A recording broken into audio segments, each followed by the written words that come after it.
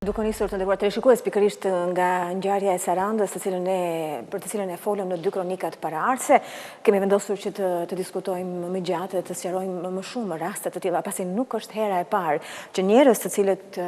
janë familjarë të viktimave, të personave të abuzuar apo janë miq të familjes, të prindërve,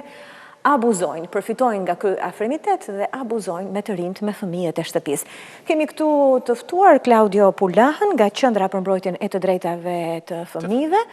i cili do të na flasë më shumë, më detaje për raste të tilla. Klaudio, të përshëndes, faleminderit që erdhe në studio. Besoj se nuk është rasti i parë i cili është trajtuar nga qendra juaj, rasti i tillë pra kur të afërmit, familjarët, se që ishte edhe ky person i tillë që ishte krushk i familjes dhe kishte lidhje shumë të afërta me familjen e vajzës,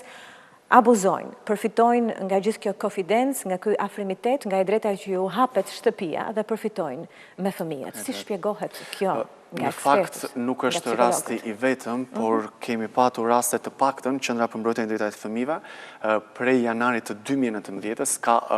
krijuar atë që quhet ACA, Qendra Kombëtare për Mbrojtjen e Fëmijëve dhe Adoleshentëve nga dhuna seksuale, që është një shërbim i integruar që sjell bashkë të gjitha shërbimet e nevojshme për fëmijët në mbar vendin që janë viktima të dhunës seksuale, dhe këto shërbime të integruara që mund të jenë shërbime psikologjike, mund të jenë shërbime juridike, mund të jenë mbrojtje, mund të jenë ndihmë ekonomike etj, vinë të gjitha së bashku në fokus fëmijën. Dhe realisht ma shkas edhe nga rasti që sapo transmetuar që jemi duke e ndjekur dhe e trajtuar dhe duke dhënë edhe ndihmën tonë psikologjike për rastin në fjalë, dua të theksoj që përgjatë vitit 2019 dhe 2020, këto muajt e parë, kemi patur 16 raste të cilat janë trajtuar nga Qendra për Mbrojtjen e Drejtave të Fëmijëve, të cilët kanë qenë fëmijë dhe adoleshent deri në moshën 18 vjeç, kemi patur dhe 2-3 të rinj të cilët kanë qenë të moshës 19 vjeç, të cilët kanë qenë viktima të dhunës seksuale, abuzimit seksual. 16 raste është një rast shumë 16 raste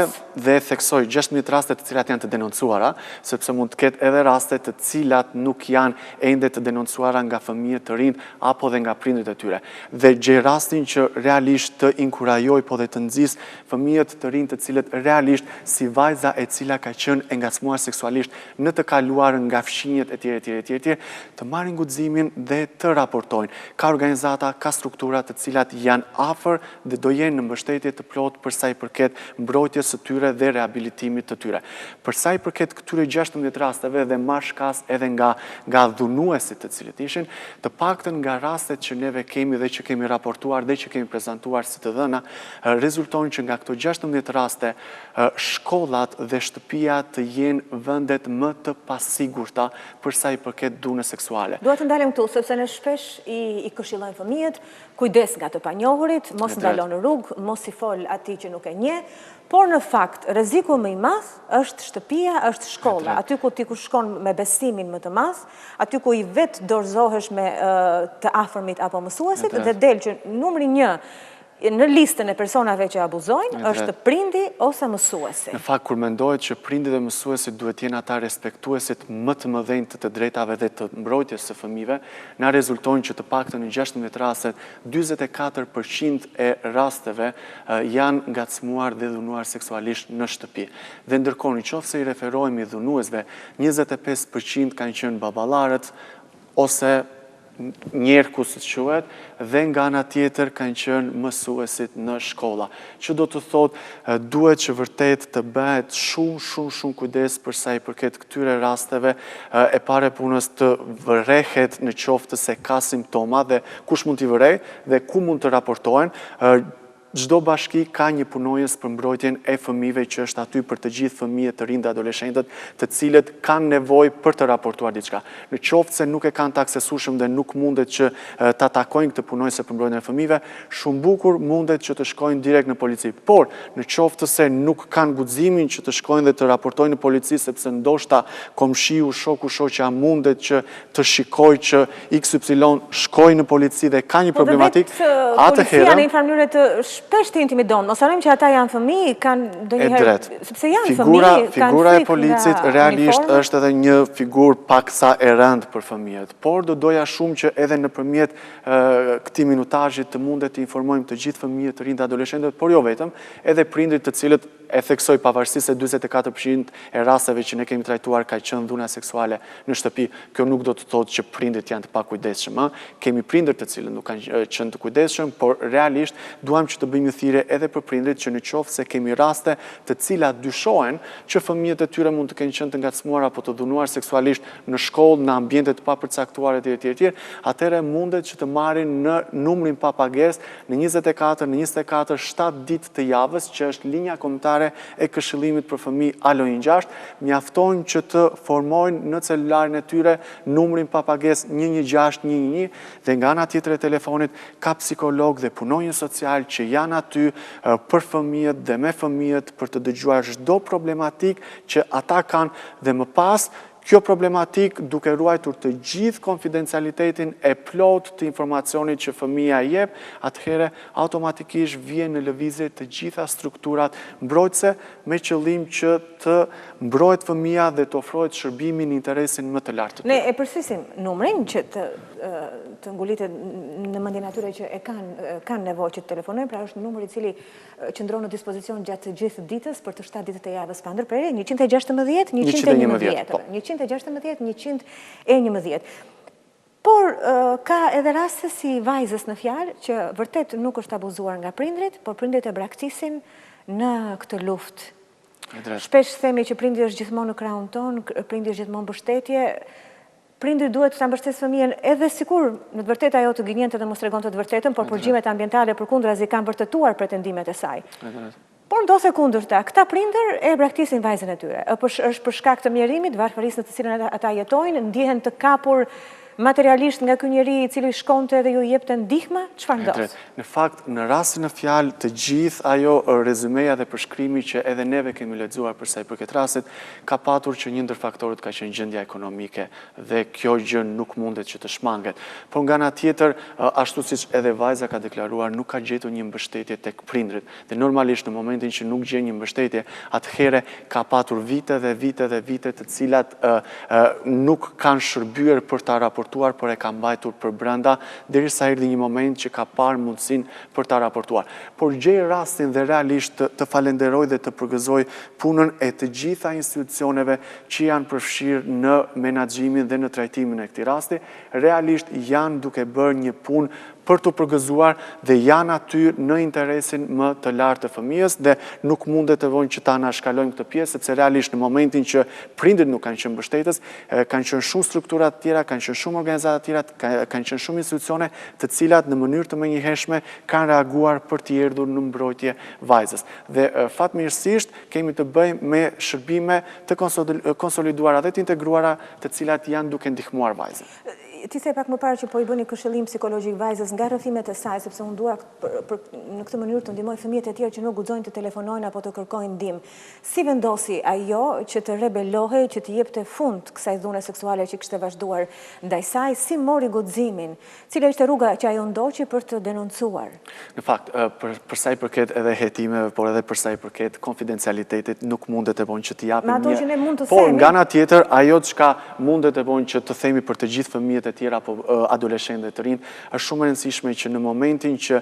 je duke u ngacmuar apo u dënuar seksualisht nga dikush tjetër, qoftë prindri, por edhe personat panjohur, sepse kemi dhe shumë raste të tilla. Është shumë e rëndësishme më mirë që të denoncosh sesa të vazhdosh të shantazhohesh dhe të kërcënohesh nga ky person, duke të kërkuar favore nga më të ndryshme dhe të kalohet një periudhë e gjatë kohore duke qenë në një farë mënyre sklav i këtyre grabitçarëve seksual. Sepse kriminali është ai që po abuzon, jo ai që po e vuan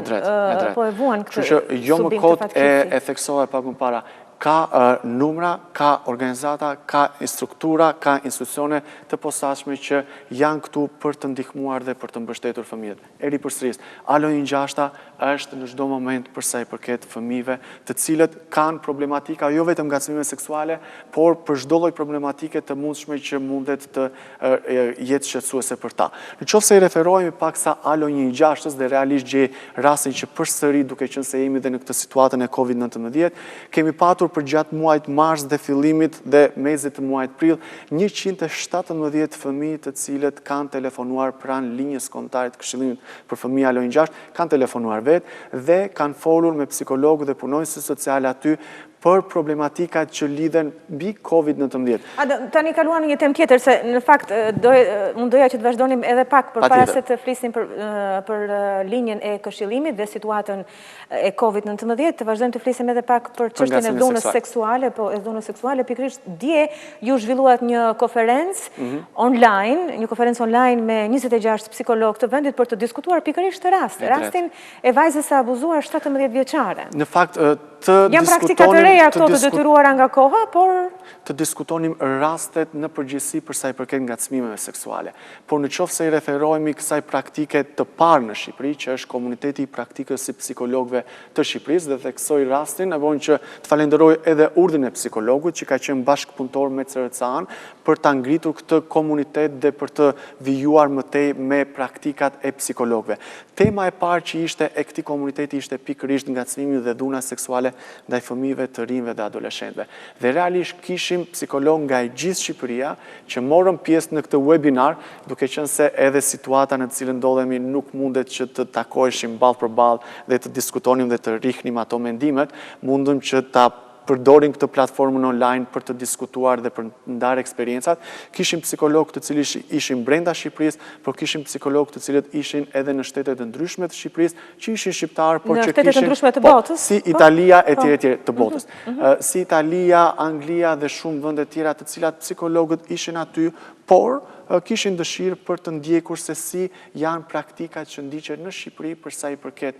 ngacmimit dhe dhunës seksuale, si mbrohen fëmijët e tjerë. Dhe nga ana tjetër, edhe ata ndanë eksperiencat e tyre se si është praktika në shtetet të ndryshme të Europës për sa i përket mbrojtjes së fëmijëve nga dhuna seksuale. Ajo çka do të vijohet më tej me komunitetin e praktikës së psikologëve, do të jetë në fokus ngacmimi seksual dhe bashkarisht rënë dakord që në takimin e ardhshëm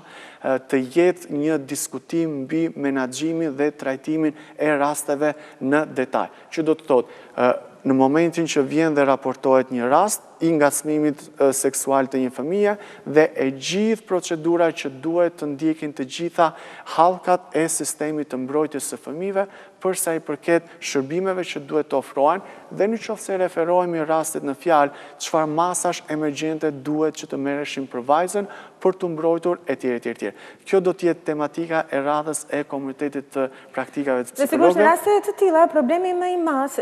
që të zbulohen e të vendosen përpara drejtësisë të abuzues dhe pedofil është vetë heshtja e fëmijëve ose familjarëve të tyre. Është një tabu që duhet të thyhet. Këta fëmijë heshtin sepse kanë frikë, për shembull vajza ishte kërcënuar se do të vritej nga abuzuesi, ose nga ana tjetër kanë turp, ka të bëj patjetër edhe me arsimin e tyre, me nivelin e familjeve nga vinë. Si mund të thyhet kjo heshtje, që ata të bëjnë përpara dhe të denoncojnë? Në fakt, këto janë një sër arsyesh, por edhe për sa i përket praktikave që neve kemi në këto 16 raste që kemi trajtuar, realisht na ka dalë si sfidë zvaritja e proceseve të hetimeve dhe të gjykimeve, siç mund të jenë gjykatat apo dhe prokurorit. Dhe kemi patur raste të cilat i kemi çuar shumë lart, duke u drejtuar dhe Këshillit të Lartë Gjyqësor apo Inspektoratit të Lartë të Drejtësisë për masat e ndryshuara apo për zvaritjen e herpaseshme të gjykimeve për një rast caktuar. Fakti që zvariten kaq shumë krijon një mosbesim si tek familja, ashtu dhe tek fëmia. Që do të thotë, duhet që të ketë prioritet maksimal edhe nga strukturat dhe agjencitë ligjzbatuese për sa i përket gjykimit në mënyrë rigoroz të këtyre rasteve. Nuk mundet që të zvarisësh me 35 apo 40 seanca për 2-3 vite një çështje e cila ka qenë ngacmim seksual ndaj një fëmije dhe është vërtetuar nga ekspertiza mjekoligjore. Nuk kanë se çfarë presin këto struktura për të dhënë vendimin e merituar që në një farë mënyre të krijohet besimi jo vetëm tek ai rast, por edhe tek fëmijët dhe familjet e tjera. Në momentin që kemi një mosbesim edhe ndaj strukturave që po përpiqemi që bashkarisht duke bashkëpunuar madje edhe familjeve në ato takime ndërgjegjësuese që bëjmë që i mbështesim edhe për të denoncuar në momentin që nuk janë gati, një ndër pikat që ne diskutojmë është jemi këtu, na keni pranë dhe na keni mbështetje në çdo moment. Sepse e di cili është diskutimi në disa raste, Ndoshta abuzuesi apo dhunuesi mundet që të kap një avokat shumë të zoti, apo mundet që të ketë atë anën ekonomike dhe mundet që të paguaj etj. Jetojmë në vitin 2020 dhe nëse do të mendojnë përsëri këto ide që mund të diskutojshim më para, atëre normalisht kemi ngelur në një farë mënyre në vend numëro dhe nuk po bëjmë përpara dhe nuk mundet që të mbrojmë maksimalisht fëmijët të cilët po na ngacmojnë dhe po na dhunojnë seksualisht në ambientet e shkollës. Në momentin që ty shkolla dhe shtëpia të dele vonë si ambiente të pasigurta, I referohem edhe shkollës në momentin që ne nuk kemi një regjistër apo në momentin që ne nuk kemi një vlerësim psikologjik. Dhe ja kemi kërkuar Ministrisë së Arsimit, por dhe nis këtë, duke ju referuar edhe ngacmimin seksual dhe duke ju referuar edhe ngacmimin seksual në shkollë në qytetin e Fierit. Në momentin që ndodhi ajo, e kemi ripërsëritur kërkesën tonë. E para të bëhet një vlerësim psikologjik I të gjithë mësuesve dhe personave të cilët janë në kontakt të vazhdueshëm me fëmijët brenda shkollës, në ambientet e shkollës. Nga ana tjetër, çdo mësues dhe çdo përfaqësues apo çdo person që ka kontakt me fëmijën duhet që të firmos një kontratë se çfarë ka detyrim dhe se çfarë pret në momentin që ai I shkel ato detyrime, duke ju referuar këtu edhe sigurisë së fëmijës brenda shkollës. Në momentin që nuk I kemi këto, atëherë është shumë e vështirë për sa I përket kësaj pjese. Ende nuk kemi një mekanizëm të konsoliduar raportimit të dhunës dhe më pas të dhunës seksuale në shkolla. Mund të ketë pretendime nga autoritetet që thonë që nuk kemi se çfarë të bëjmë ose si ta zgjidhim këtë çështje brenda familjes, pasi këto janë çështje private dhe nuk mund të ndërhysh në marrëdhëniet prindër-fëmijë. Por kur vjen fjala pastaj për shkollën, për mësuesin, atëherë si mundet që shteti të hiqet më njan, ku aty është detyrimi vet ligjor, përgjegjësia e vet, nëse diçka e keqe ndos në shkollë, atëherë është përgjegjësia drejt për së drejti e shtetit. E drejt, kështu që duhet të merren masa edhe për sa I përket shkollës. Realisht deri në momentin e karantinimit, ne si shoqëri civile, si organizata, u ngritëm dhe përsëri do ngrihemi për sa I përket këtij problematike që realisht e theksoj. Pavarësisht se është ajo tendenca që nuk denoncohet, rastet kanë ardhur në rritje duke u denoncuar. Më përpara nuk denoncoheshin, po fakti që për gjatë një viti ti ke 16 raste dhune seksuale të trajtuara dhe të raportuara nga fëmijët, adoleshentët dhe të rinjt, nuk po fusin këtu më pas moshat e tjera, atëre realisht ka dhe një ndërgjegjësim, ndoshta është parë dhe ajo mbështetja nga institucionet përkatëse dhe struktura. Të flasim për karantinën, të cilën e përmendëm pak më parë. Mendojmë se, fëmijët janë të sigurt, janë brenda në shtëpi, nuk do të sëmuren nga Covid, I kemi mbrojtur, sepse I kemi izoluar, por kemi haruar atë pjesën tjetër që mund të ketë të tjera shqetësime dhe probleme pikërisht nga kjo mbyllje në shtëpi, duke nisur nga situatat e panikut, problemeve psikologjike e të tjera. Më folë për një linjë këshillimi më parë, atëherë si qëndron puna e telefonatave tek kjo linjë, edhe ndihmës psikologjike që kërkojnë fëmijët. Siç e theksova pak edhe më para, në linjën kombëtare të këshillimit për fëmijë alo 116, për gjatë muajt mars dhe prill kanë telefonuar 117 fëmijë vetëm për Covid-19, heqim telefonatat e tjera të cilat kanë qenë për problematika nga më të ndryshmet, por 117 fëmijë kanë qenë vërtet të shqetësuar dhe kanë dashur që të marrin një këshillim dhe një informacion të detajuar pikë së pari se çfarë është kjo Covid-19, sepse ndoshta ka prindër të cilët nuk kanë mundësi që t'ia shpjegojnë në mënyrë të thjeshtë apo të detajuar ashtu siç një fëmijë mundet që ta kuptojë. Ti jemi realist dhe për këtë gjë nuk mundet e vojnë që të vendosim gishtin, sepse edhe tek ne të rriturit ndoshta është pak një situatë e pakuptueshme. Por në momentin që është e pakuptueshme për ne të rriturit, imagjinoni se si është për fëmijët, të cilët ka patur raste që fëmijët kanë patur edhe nga ato që quhen atak paniku, sepse ndoshta në televizor kanë parë një ambulancë apo kanë parë një shoqërim të një personi që ka qenë I infektuar me Covid-19 dhe kanë menduar që ndoshta kjo gjë do t'ju ndodh edhe atyre, por edhe familjarëve të tyre. Që do të thotë, kanë marrë në telefon dhe janë informuar më tepër për mënyrën e parë e punës se si duhet të mbrohen, dhe dyta, të gjithë informacionin çfarë është dhe çfarë nuk është Covid-19, por nga ana tjetër disa prej problematikave të cilat kanë diskutuar fëmijët përsëri për sa I përket COVID-19, kanë qenë edhe pjesa e vështirësisë së mësimit online, për hir të së vërtetës. Pavarësisht se është bërë mjaftueshëm dhe mendohet të vonë që është bërë një punë e mirë me mësimin online, dhe realisht duhet që të falenderojmë edhe mësuesit për punën e palodhur, por nga ana tjetër nxënësit janë ndjerë disi të ngarkuar, sepse ndoshta nuk kuptojnë siç duhet platformën online për sa i përket ndjekjes së mësimit. Nga ana tjetër, kemi patur telefonata nga fëmijë të cilët nuk kanë patur mundësi për të ndjekur mësimin online, dhe kjo ka qenë një ndër problematikat që ne kemi identifikuar dhe madje jemi duke punuar dhe mundësi teknike do të thuash, pra që mungojnë çfarë? Mungon çfarë nuk kanë? Mungojnë pajisjet siç mund të jenë telefonat smart për të hyrë në internet, mungojnë laptopët, mungon vetë internetit tek këto familje. Nëse i referohemi një të dhënët Instat, 153.000 familje në Shqipëri nuk kanë akses në internet. Dhe nëse i referohemi një numër të saktë të paktën të fëmijëve të cilët ne janë raportuar,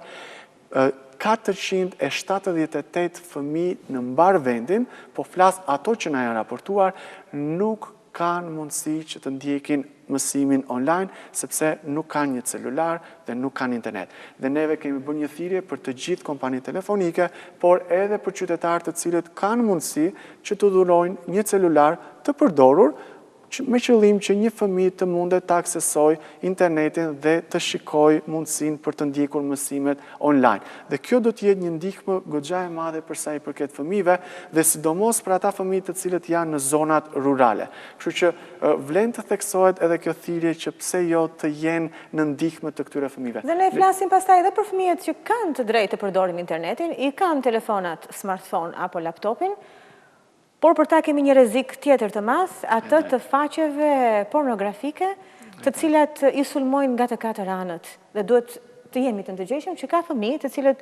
e hapin një faqe, e cila ju del papritur, ne vetë kur bëjmë aplikacione të ndryshme në kompjuter, dalin faqe të tilla. Si ndodh në këto raste? Si mund të mbrojmë fëmijët tanë nga kjo përballje me faqet pornografike? Në fakt do të ndajmë një informacion shumë të vlefshëm për sa i përket fëmijëve dhe të rinjve lidhur me sigurinë online në internet.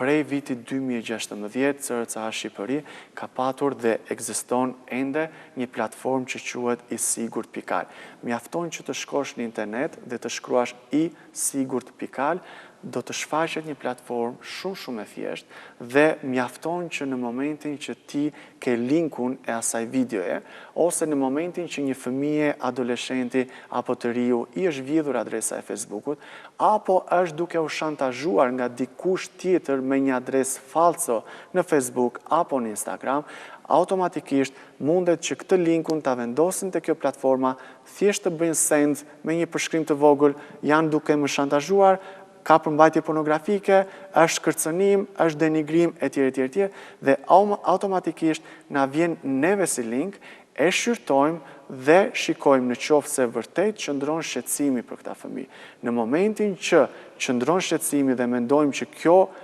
faqe, apo kjo foto, apo kjo video ka përmbajtje të papërshtatshme për fëmijët, atëre automatikisht në bashkëpunim që neve kemi me Facebookun dhe me Instagramin, por edhe me YouTubein dhe Googlein, neve bëjmë të mundur që t'ja raportojmë direkt atyre dhe gjej rastin të theksoj edhe suksesin që kemi arritur, por në një farë mënyre ka qenë edhe sfidë dhe risk më vete për të gjithë fëmijët. Brenda 5 ditëve kemi mbyllur mbi 500 video dhe faqe me përmbajtje pornografike në internet. Pra janë raste të cilat kanë ndodhur gjatë karantinës, se të mendojmë tani në karantinë jemi më shumë përpara kompjuterit edhe celularit, detyrimisht edhe fëmijët janë për orë të tëra të gjata, duke qëndruar në internet. Janë shtuar sulmet e faqeve të tilla pornografike ndaj fëmijëve dhe të rinjve shqiptar? Janë shtuar dhe raportimet kanë ardhur gjithmonë edhe në rritje këto ditët e fundit. Dhe siç e theksova, kemi mbyllur mbi 500 e ca faqe pornografike dhe video pornografike. E theksoj këtë pjesë dhe dua ta specifikoj. Ka qenë video pornografike të cilat janë të aksesuar nga fëmijët në Facebook, por që nuk kanë qenë video me fëmijë të cilët kanë qenë shqiptar. Por fëmijët shqiptar kanë patur mundësi të aksesonin këto video pornografike në internet të hedhura nga faqe të ndryshme. Kemi patur mundësin duke marrë shkas edhe nga raportimet e vetë fëmijëve që kanë ngritur si shqetësim që shikoni këto faqe sepse janë vërtet të rrezikshme për fëmijët në Shqipëri, por dhe për fëmijët në mbar Europën dhe botën, për sa i përket rrezikshmërisë dhe sigurinë online. Dhe kemi bërë të mundur që ti mbyllim. Por nga ana tjetër kemi patur dhe raportime të cilat kanë qenë të bëjnë me kërcënime dhe shantazhime, pikërisht për ato favoret seksuale dhe realisht gjejmë rastin që të bëjmë në një thirrje për prindrit. Bëni pak kujdes me fëmijët lidhur me internetin. Fakti që qëndrojnë çdo minutë apo çdo orë apo gjithë ditën në internet, duhet që në një farë mënyre të kenë atë monitorimin e vazhdueshëm çfarë faqesh viziton, me kë është duke folur, sepse është shumë e rëndësishme që të kuptohet, ndoshta fëmia mendon që është duke folur me një bashkëmoshataren e vet, por kemi patur raste që edhe i kemi testuar dhe kemi hapur çate, sikur kemi qenë vetë një adoleshent dhe na kanë ardhur mesazhe pafund nga persona të cilët kanë qenë të moshës mbi 50 vjet. Që do të thotë, është shumë e rëndësishme që fëmijët të mbrohen sa më tepër në internet nga grabitçarët seksual. E theksoj, grabitçarët seksual kanë gjetur mënyrën më të mirë të mundshme që është interneti për ta kapur atë prenë në thonjza dhe më pas të bëjnë ato që duan të bëjnë në realitet pas karantinimit. Falenderoj shumë, Klaudio, për këtë informacion të bollshëm, të hollësishëm që na solle. Shpresoj që të kenë dëgjuar në rast të parë prindrit edhe mësuesit edhe pastaj edhe fëmijët, edhe shpresojmë që të mos ketë më heshtje nga viktimat e abuzimit seksual, por përkundrazi të ngrenë zërin dhe të denoncojnë abuzuesit e tyre. Unë falenderoj edhe një herë që erdhe dhe në studio ditën e sotme.